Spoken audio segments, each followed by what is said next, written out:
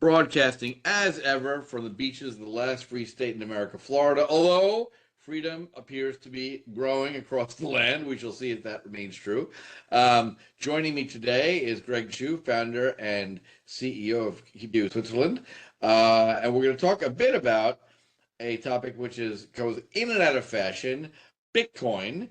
And there's a huge amount of kind of misunderstanding of what that means. So, Greg, thanks for taking the time. How are you?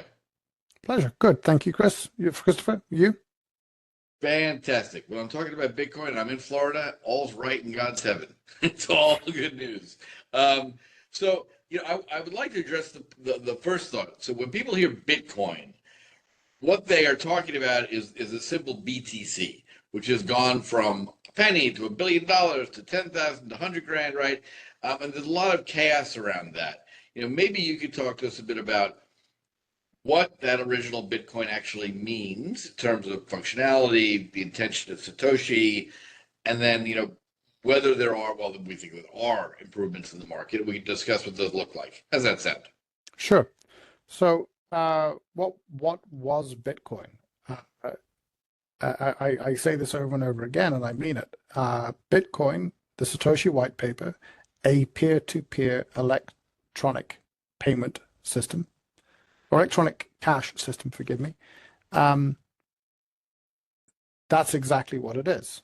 And it was the most incredible proof of concept for that. Multi-millennial significance, because it pointed the way to give us a real alternative to the existing system in which we don't own our own money. We don't own our own anything, actually. It's all by permission from somebody else. So there were two things that Bitcoin, one that it brought into public consciousness, and the other that was its real innovation. So the public consciousness part, blockchain.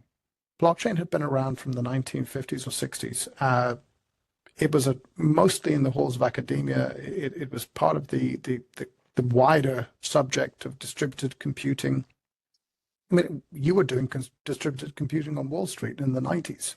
Yep. I was doing it when I built the first version of what would become this in the early 2000s. Reality is this wasn't new. It wasn't in the public consciousness in any way, shape, or form. And really the power of it to take away the need to trust the messenger and to instead be able to trust the message securely at scale. The need for that in the context of the post-global financial crisis, 2008, it really caught fire in people's imagination. This idea that actually we no longer have to trust these institutions which we rely upon understaffed, under-resourced regulators to oversee. That may not need to be the case anymore. Instead, we can have a blockchain that allows us to trust the message itself, that something has been communicated from point A to point B because of the consensus of a broad number of unrelated parties agreeing that this is the truth. This was the power that blockchain offered. And I think the Bitcoin white paper brought that into public consciousness. The Bitcoin creation did that.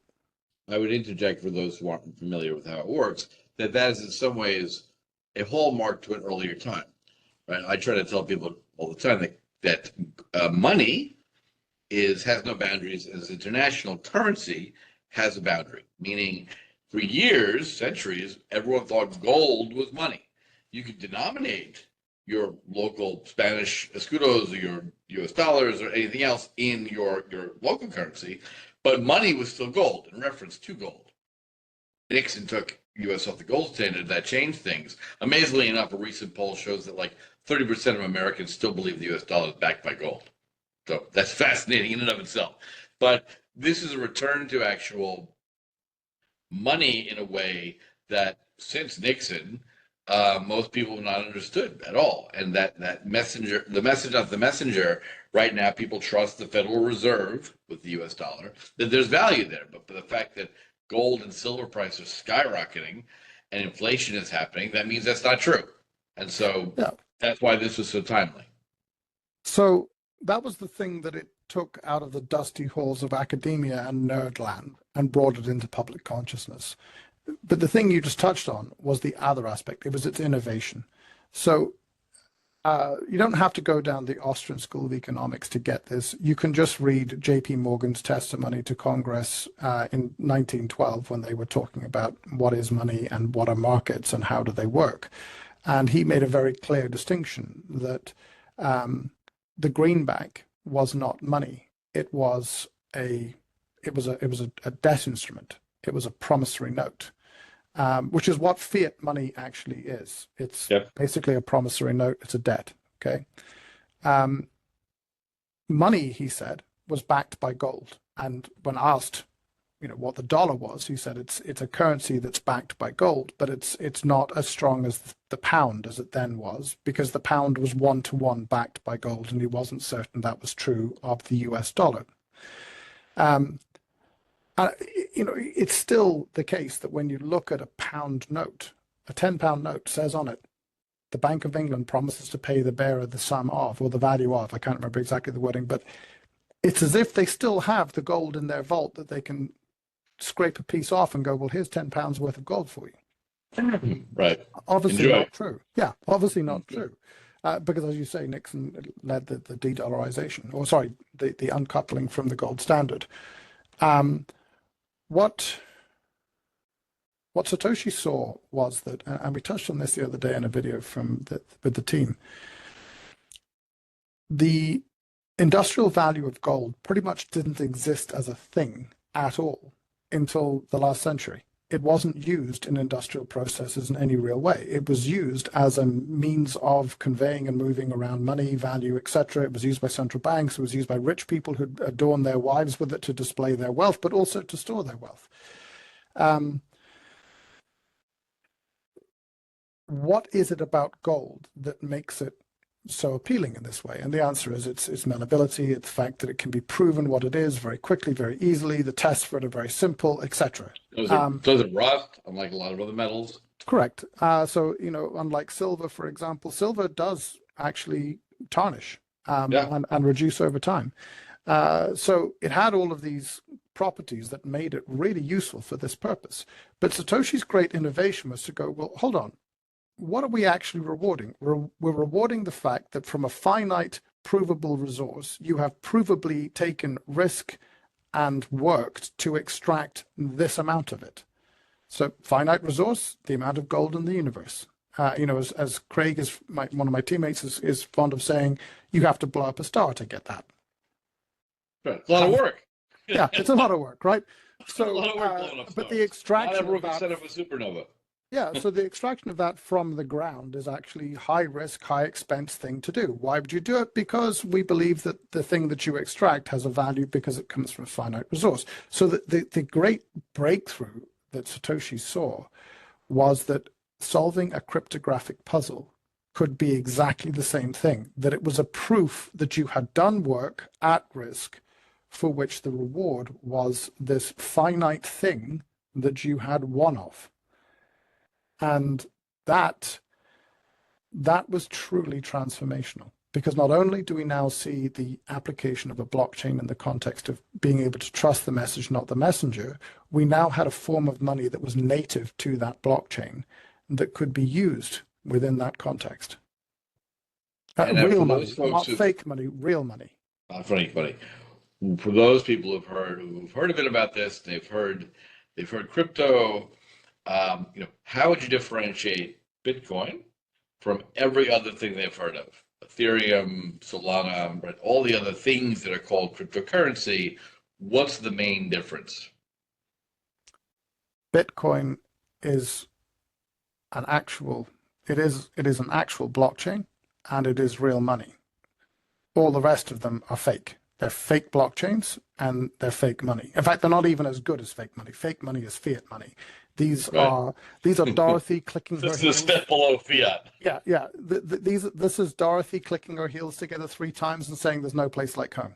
Okay, that's what most of these things are. Anything that's generated by proof of stake is generated by Dorothy clicking her heels together 3 times and saying, I want $1 billion, I want $1 billion, I want $1 billion. And you'll note that I said dollars, not whatever the currency is, because the object is not to be a currency. It is to extract dollars, euros, yen, francs from the global economy and make a small select number of people a great deal more rich, at least in appearance, than they were beforehand. Right. So it's a classic Ponzi scheme.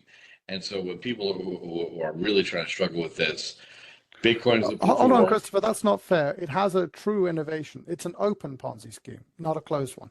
Well, see, that's nice. It's an open Ponzi scheme. So anyone can get fleeced. That's fantastic. That's Yeah, almost somewhat democratizing in a way. absolutely. Almost anyone in the world can now get ripped off by crypto bros. That's good Yeah, news. and the more down you are on hope, and the more you think that the meager amount of money that you've managed to save in a month might actually lead to your financial emancipation, because your $1,000 gamble might turn into 50,000 before it gets turned into 5 cents by the pump and dump game that will be played.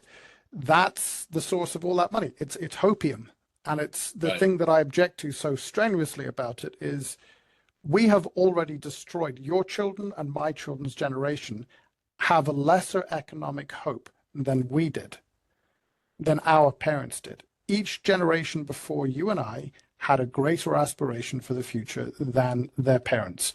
Our children are the first who will not. And the reason why, we printed so much money through the late 90s, early 2000s, and again into the COVID era, that we have completely devalued everybody's work. Unless you own real assets, i.e. property, Right. real money, you have nothing. Your life has been reduced to near nothing in terms of value, economic value. You have been turned into a subjugate, a dependent, and a slave. And this is the truly egregious part of this. So when you hear people talking about, let's print $1 trillion so we can buy 20% of the Bitcoin for the US Federal Reserve, Oh, it, hurts my it drives me brain. round the bend, because A, Yeah. that's completely logical. You just told me that Bitcoin was a store of value. Store of value against what exactly? Oh, inflation. What's inflation? Inflation is money printing. CPI and PPI, Consumer Price Index, Producer Price Index, they are indicators of how much inflation has come into the economy, the transmission fluid being you and me, humanity, our Yeah. lives, our work. And that whole narrative for me is just the antithesis of everything that Bitcoin was about, everything that Satoshi's vision was about. And it's amazing to me that all the people who advocate Bitcoin today seem to be unaware of any of the contents of the paper, Oh, including of the heading. course. Of A course. peer-to-peer, not peer-to-bro-to-peer, a peer-to-peer electronic cash system. Now, before my listeners give up in despair and go and chug the last dregs of their bottle of Johnny Walker Blue, there's good news. Oh, yeah. As the professor on Futurama says, "Good news, everybody!" And that good news, and not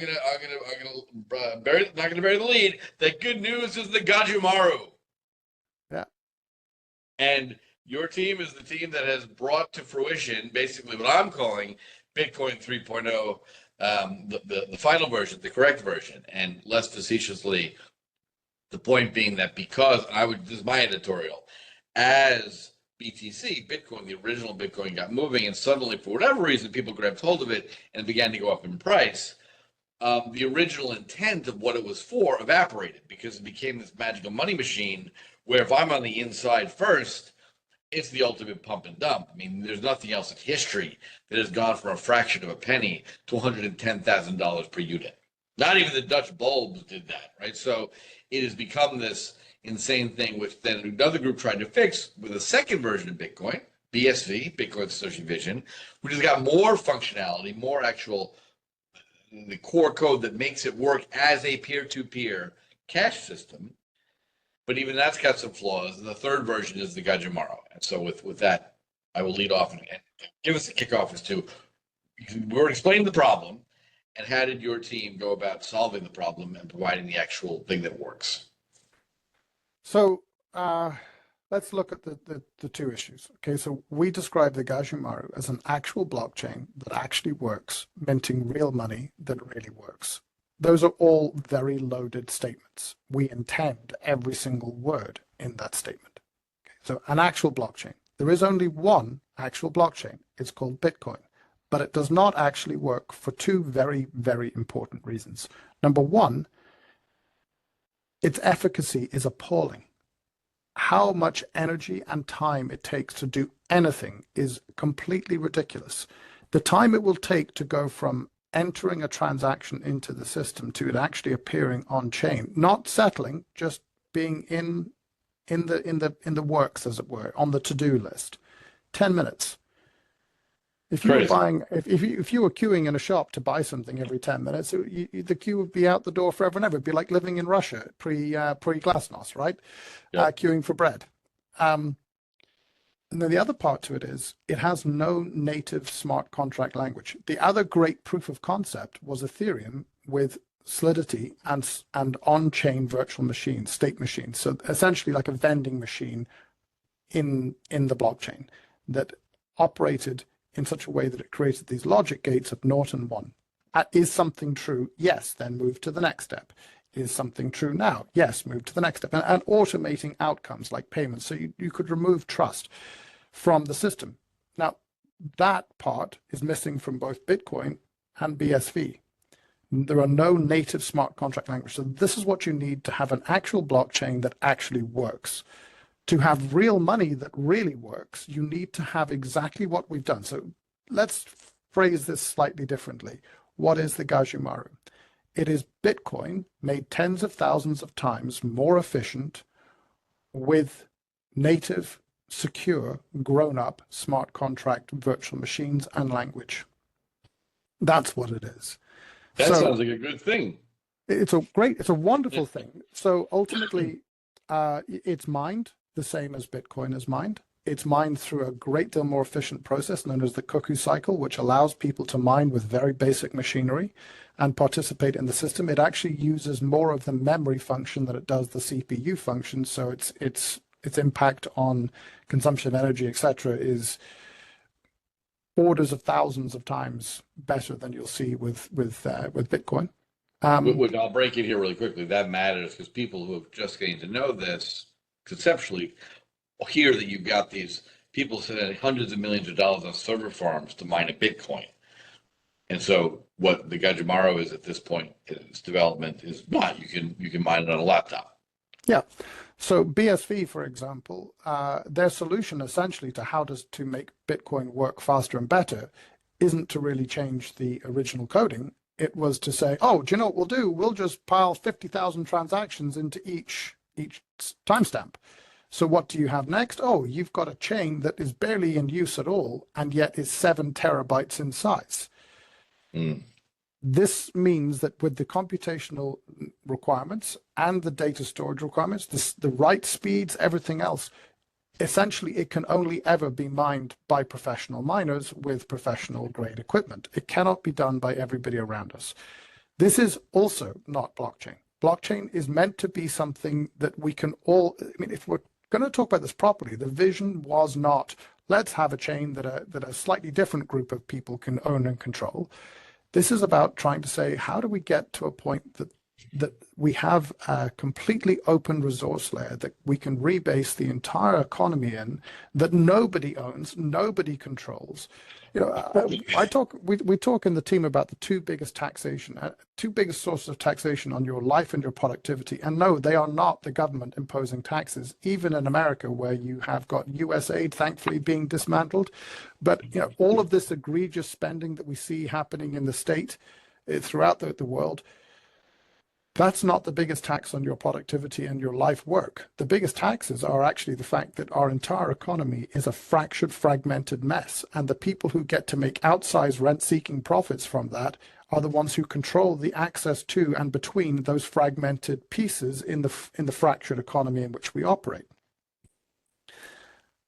That's tax one.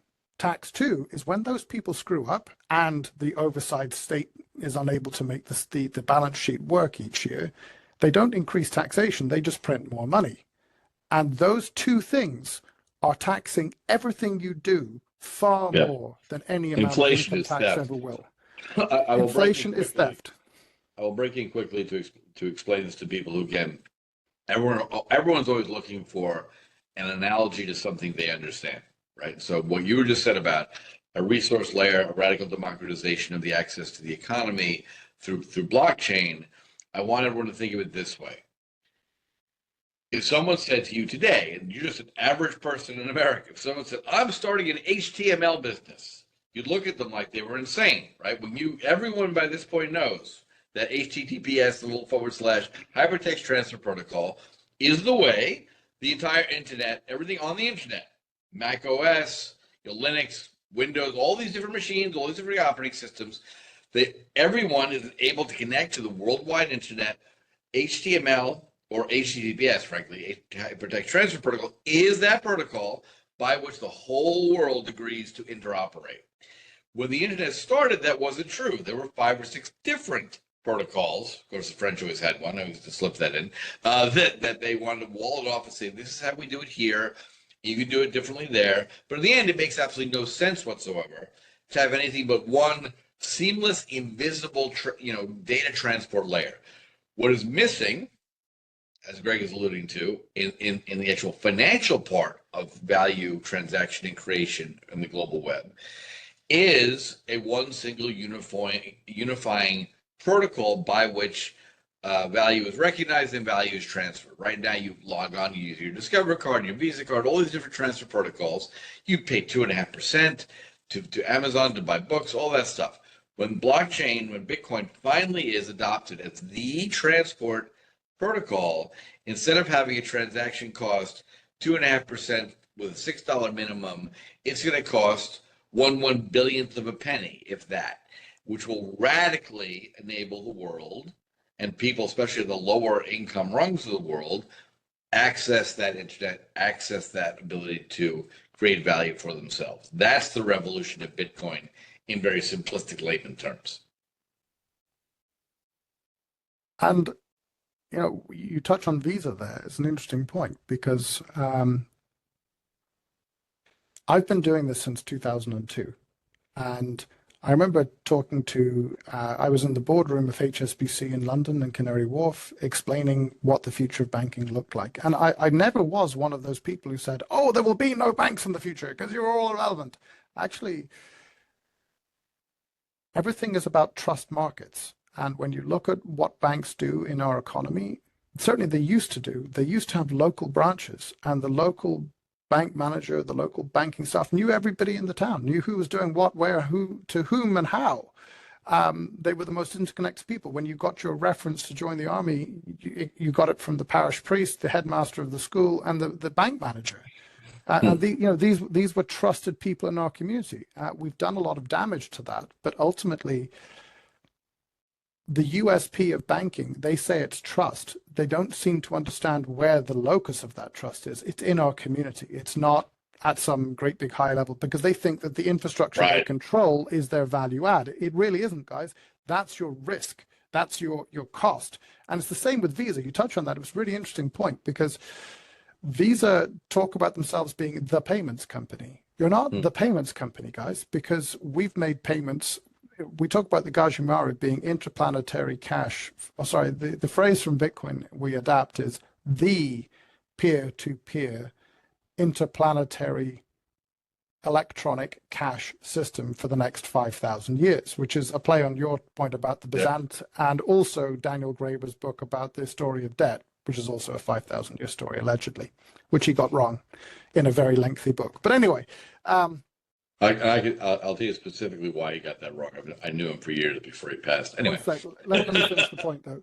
So what I would actually say to Visa is, no, your strength is not being a payments provider. Your strength is that you have the most phenomenal intellectual property, in-house. So that isn't about patents. That's about know-how. That's about knowledge. That's about retained, almost muscle memory within that institution.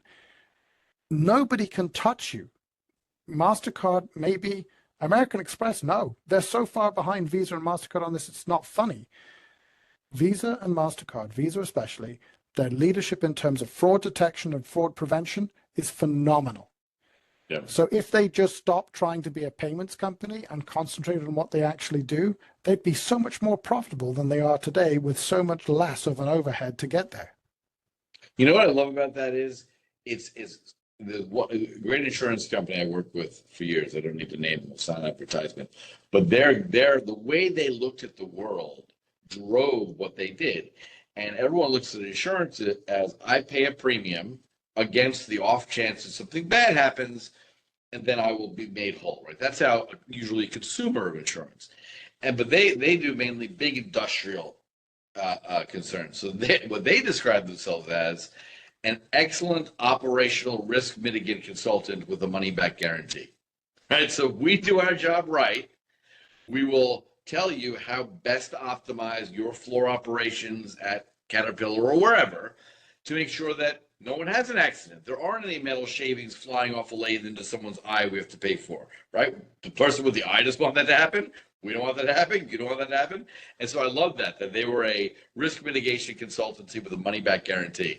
And that flavored how they dealt with the world, and the customers loved them for it, versus some others who are, I'm not going to name, who do everything they can to fight to pay claims, which is a very different way of looking at the world.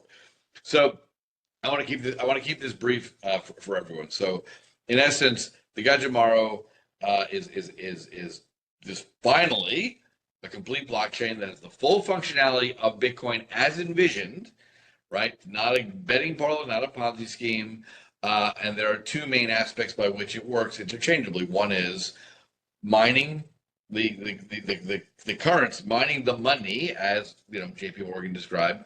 But the process of mining is also the process of running operations to confirm transactions on a distributed ledger, and that those two things will interact as they go along, and they will grow together. And at some point, people will look back on conversations like this, will look back on the first time they thought about this, and say, "Wow, I mean, these guys called it. This is actually Satoshi called it, but there have been 20 years of messing around. That is what it was supposed to do, and wow, I can make money." Mining this currency that actually has a real function in the real economy, which is very different than a meme coin that's funny and ends up doing nothing but spiking and putting money in the hands of a crypto bro who moves to Singapore or Puerto Rico and dodges his taxes and buys a yacht. Is that a fair summary? Yeah, don't forget the Lambo. The Lambo is and the Lamborghini. Yeah, the Lamborghini. Lamborghini mark is very important to crypto bros. Yep. And half the time they buy it, and it's way too lethal for a non-expert to drive, and they crash it the first time they put it in gear. Yeah, but sadly they've made them really safe these days too, so that doesn't have the culling effect that it might That's otherwise. so sad. Lamborghini used to be an evolutionary tool for those who made money but just had more money than sense. Lamborghini used to actually weed those out. Sadly, I'm sorry to hear they put safety features in. That's too bad. That was one of the most valuable social aspects. VW took over and they did two things to them. Firstly, they made them work every time you turned the key, and secondly, they made them safe. Boring. Yeah. Boring. It's funny. I roar because I actually know two people who bought Lamborghinis and slammed themselves straight into the nearest wall the first time they turned it on. They had no idea what they were doing. I'm so sorry to hear that the Germans have made it safe. That's a sad note in an otherwise upbeat podcast. But anyway, what's the final thought for anyone? I mean, we're going to be Gajimaro is going to be making a lot more noise in the press and a lot more motion going forward. What's your advice to folks? What should be looking out for, and what should they be listening for when people tell them they've got this great new crypto thing? A couple of things. Firstly, anytime anyone ever tells you something that sounds good, too good to be true, it probably is, and stick to that as a rationale. Secondly, what is the Gajimaro? The Gajimaro is a tool set that is going to open the door to the economic emancipation of humanity. And you may in America think that because you have the vote and you have the Second Amendment, that you can hold your government accountable. But if your government can cut off your access to money, you are a subjugate. The end. Yeah. So the economic emancipation of humanity is our objective, but we cannot do that just by building the tool. We need you and everybody else to participate in what is a movement toward a rehumanization of our economy so that it serves us as people, not a very small number of controlling socialists and corporatists. Corporatism and capitalism are not even related. Corporatism is I win, you lose. Capitalism is I win, you win, we win. It's a very, very different mentality. And this is the switch we need to make. It's about restoring our economic emancipation, but it's going to take a movement. It's going to take all of us. So deliberately, we built a blockchain that could be mined by anybody. deliberately before we get to public mining, at which point all the big miners who currently run Bitcoin, and let me be very clear about this, there is a race occurring in Bitcoin right now between Chinese miners and American miners as to who's going to fork it first. Right. What we've tried to do is, instead of going and selling out to big venture capital money from Silicon Valley or Dubai, we've instead said, let's call Marco to the world and hope we hear Polo. And the Polo, our Marco is, we've made it possible for anybody to mine this. We want you to come and mine this. And what's more, we want you to stay mining this, because if we're going to keep the power of this being something that is owned and controlled by nobody, but accessible by everybody, we need millions of people to get involved in mining. The way that we can make that work is a little bit like the SETI program 20 years ago, where you could install a piece of software on your computer and it would provide computational capacity to the SETI program. Yeah. Similar idea. We've built some software, which we're in the throes of getting out into the market right now. It's going to be on gajumining.com. And that is going to allow people to install that software on their computer, go through a process, and join highly efficient mining pools that we're going to run to make sure this works. We're going to try and get millions of people mining, millions of machines engaged in this process, and make it so that once we get to the public open access mining, those pools are actually able to really compete with the big commercial miners. And if we can do that, we have really created something for everybody for good. You know, we say the next 5,000 years, as a minimum, the next 5,000 years. But it's going to take people coming with us, calling back Polo to our Marco. We've taken all the risk that any human beings can bear to take this to this point. We have not taken shortcuts. We've not written white paper lies in order to get somebody to part with their hard-earned money in the hope that it might just go up some way, somehow. We've done everything to deliver upon our objective, the economic emancipation of humanity. We now need everybody else to do their part and get involved with us. Perfect. So we're yelling Marco. You all got to yell back Polo. That's the plan. Greg, thank you so much for taking the time. Everyone else, obviously, those who you can reach out. Certainly, if you got questions, drop a note into the contact form at messytimes.show. We'll certainly get you lots of information there. We'll have links to gajumining.com as they become available, and anyone can get involved. That's the point, right? This is truly occasionally something comes along. This would be the economic emancipation of mankind from controlling elites. Happens to be true, right? Sometimes a grandiose statement is true.